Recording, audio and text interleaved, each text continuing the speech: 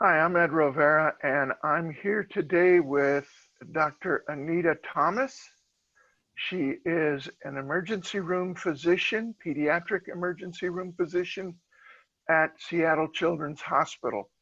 She and her team wrote a scenario in 2017 having to do with the um, having to do with submersion and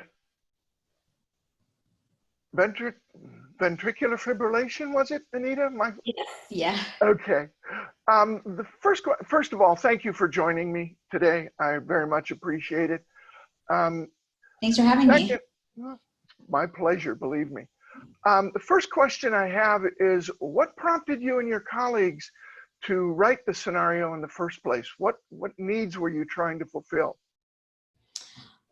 So I actually started being interested in this particular scenario when I was a first year peds emergency medicine fellow back in 2013, 2014.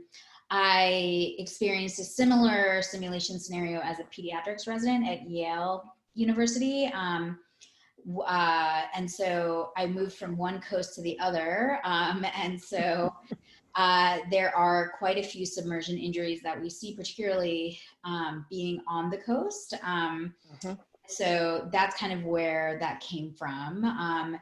Seattle Children's is not a trauma center, and so I wanted to be able to address that aspect Mhm. with a simulation that involved submersion injury and includes some kind of basic PALS algorithms in it as well, so that it could be applicable really anywhere, even if you're not necessarily on a coast, because as we all know, submersion injuries can occur even in just a little bit of water. So Mhm. yeah, that's kind of where the need kind of came from. And it's now actually part of our pediatric emergency medicine fellow simulation curriculum that here at Seattle Children's that repeats itself about every 2 to 3 years or so. Okay. Um, when you were preparing this scenario, you wrote, by the way, you wrote it up very well and it can be used anywhere. You've got all the information. I'm simply curious about what resources you had to put together just to write it and put it, get it to the point where you could actually execute it and test it.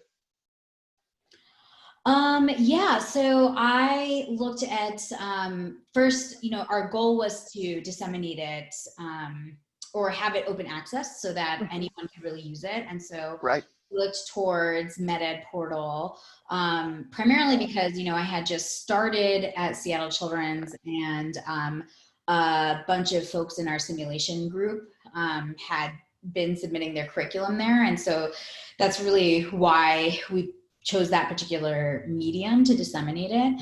Mhm. In terms of the resources that we use, I kind of looked to see like, were there already submersion cases written on MedEd portal? Were there ones that were specific to pediatrics? I want to say that there was one that was already available, but a bit of a different scenario, more focused on hypothermia, I want to say at that Huh. time. So we wanted to address like kind of all the things that we would see. So like in the Seattle area, someone were to fall into, let's say, the Puget Sound or something like that, they would experience submersion injury plus the sequela, including like hypothermia, Mhm. and arrhythmias. And so we wanted to include those things. And so we did a little bit of research into kind of what the current guidelines were for submersion injury and how to manage that in a pediatric patient. So that involved like a literature search separate from Mhm. looking at what simulation scenarios were already available. Mhm. I hope that answered your question. No, it does. It does. Um, Roughly how long was it from the time when you started to the point where you felt you had something that could be published? Yeah, so I kind of had this idea around 2013, 2014, but I didn't really start working on it very intensely until around 2016. And in 2016, we ran it with our Peds Emergency Medicine fellows, Mhm. as well as a group of pediatrics residents at Seattle Children's. And then we were able to, I want to say that we submitted it in 2016 and then it was accepted in 2017. So it was like You're a, right.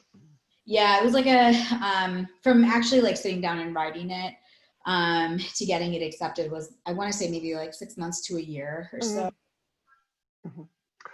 So correct me if I'm wrong, but you basically created something which someone else can put immediately into practice and not have to spend all that time that you went through to create this learning module.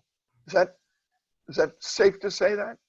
Yeah, and that was kind of the goal because I run our pediatric emergency medicine fellow simulations at Seattle Children's now.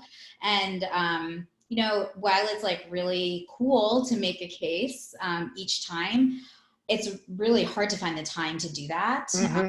Vet each source, create appendices. And so if something is already available for you and you already know that it's like peer reviewed, it's a vetted source, and so I wanted Right. to be able to have that available for other sites to be able to just kind of download and use.